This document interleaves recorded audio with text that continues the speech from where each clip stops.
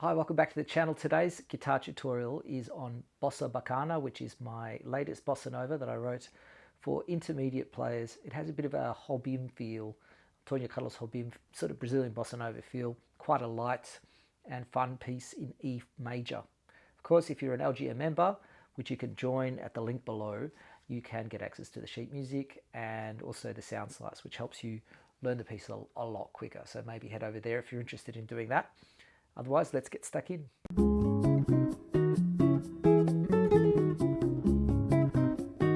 Okay, so we start off with this little bossa nova groove, which is in E.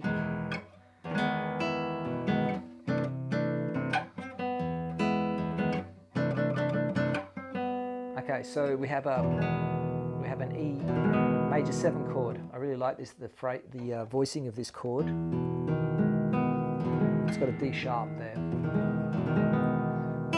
Okay, so we've got this melody, da, da, da, da, da, and you can see that I've got a staccato, da, da. Okay, so we're going to go, and I often like to have the bass note moving in minims in the bass, which kind of gives the whole feel a bit of stability while you're doing a sort of syncopation on top.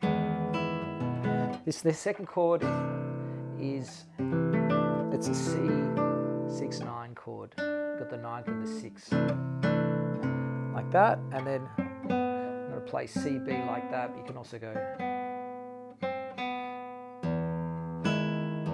and then C9, C add 9 again, C6-9. A little bit of a variation there. Okay, getting into the verse section. So we're going to go bit like the start, but now we're going to keep the melody going up the B string.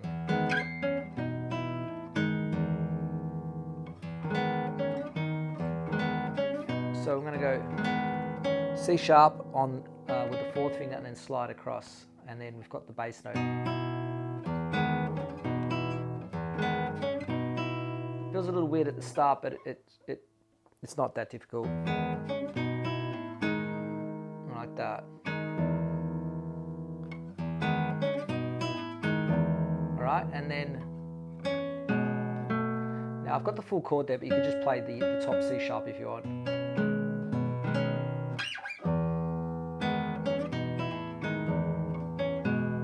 Okay, and then keep that 3rd finger there because we're going to go to our F sharp minor 7 chord with a B. It's a bit of a F sharp minor 11 chord, and then okay. Right, this is followed by an arpeggio. If you've been playing my arrangements by now, you probably realise I like to add these little arpeggio patterns. This is a B diminished. So the next bar. So what's happening here is F sharp minor 7 chord. And we've got the melody moving up like that, so we have to bar it. Okay, and then we've got. Just basically keep the bar there, and we're moving through this syncopated melody. And then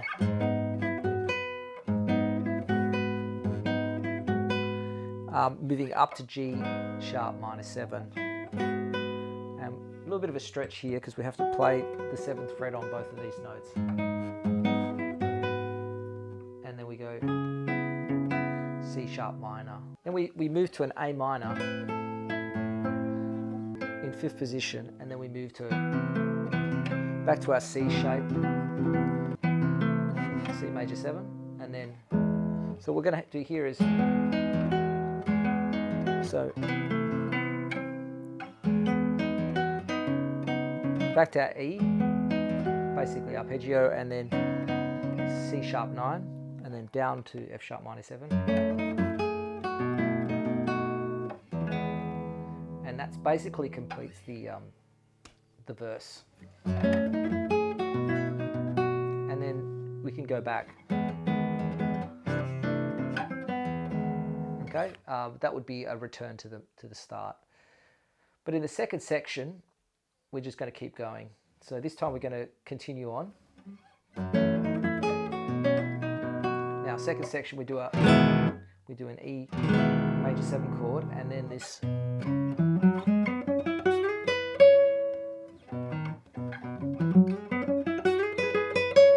so what's that pattern? Many of you would know that's a pentatonic pattern, which is in you could call it an E major pentatonic or a C sharp minor pentatonic. It's the same notes. We're going to call it an E pentatonic. And I'm a fan of doing a pentatonic scale in that way, and I've done previous videos on pentatonic, especially in Latin blues. And it's basically utilizing this box shape. So we can put the slide in there and the slide there. Okay, and that kind of gets us into the next position for the next section. So we're going to go start on a pedal tone on E. So we're going to go.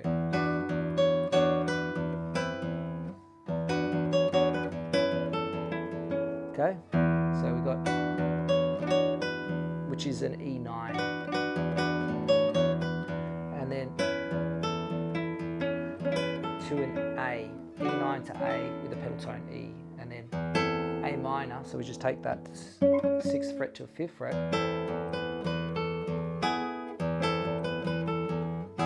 and then you have an E chord, and then it's an E arpeggio with a few extra notes, pull off 5 to 4, and then we go to our C sharp minor, F sharp minor, and then a little bit of a bass run, B7 flat 9. Okay, so that's basically something you can repeat then, and we do it again. The second time that we repeat it, I sort of head towards the finish line. So what I'm going to do is same kind of idea.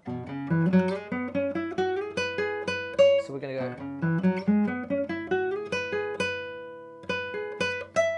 like that. So we actually end up all the way on the 12th fret. So we're going to, that's our E major 7 in a high position. And then this is our C chord. It's not exactly a 6/9, but we have a D there and it is a 6/9. And then back to E major 7.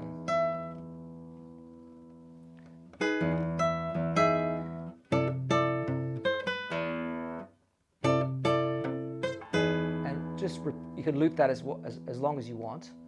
And then finally we do our sort of final run, which is, we're going to go.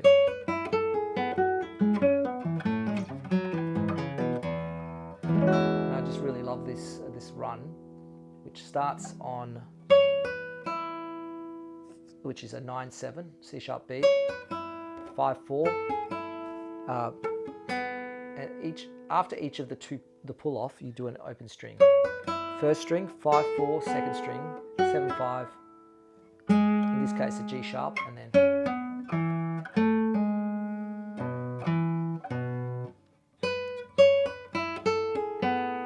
so 5/7 G sharp, 6/4, 7/6, down to second position. So a little fiddly, but once you've practiced it, and then we finish with a. So this is our E major 13 with it's kind of a 6/9 chord, E6/9. So let's do that final run again. 9/7 0 5 4 0 7 5 6 6 4 7 7 6 2 4 2 4 2 0. And basically, what are we playing? So if we just take out the those every third note we get.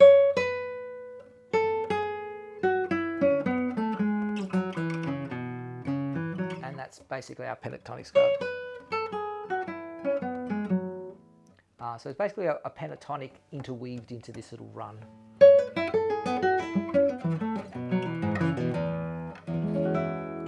keep the quaver rhythms going, because they end up being like triplets, but you're actually still playing in quaver. So the beats, the accent's got to run on different beats. For example, that's a 1, 1. So you can play around with that and put the accents on the strong beats. So that's it. That's basically Bossa Bacana. The word Bacana, I think, means awesome. I think in Brazilian, in Portuguese, they say que bacana. And I just thought it was a fun name for a bossa nova. Hope you enjoy that. And maybe I'll see you over at LGM Members. And let me know how you go with that. And if there's any questions, I'll be happy to answer them. I'll see you next time.